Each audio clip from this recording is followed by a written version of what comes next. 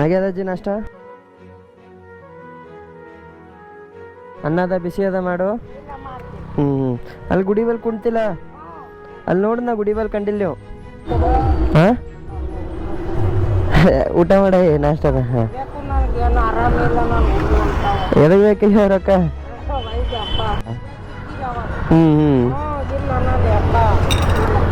ತೊಗೊಂಡು ಏನು ಮಾಡ್ತಾ ರೊಕ್ಕ?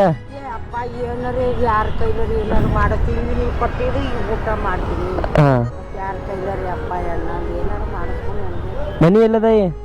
ಆ ಕಡೆ ದೇವಿ ನಗರ ಕಡೆ ಯಾರು ಇರ್ತೀರ? ನಾವು ಒಬ್ಬಾಕಿರ ಇರ್ತೀರಿ?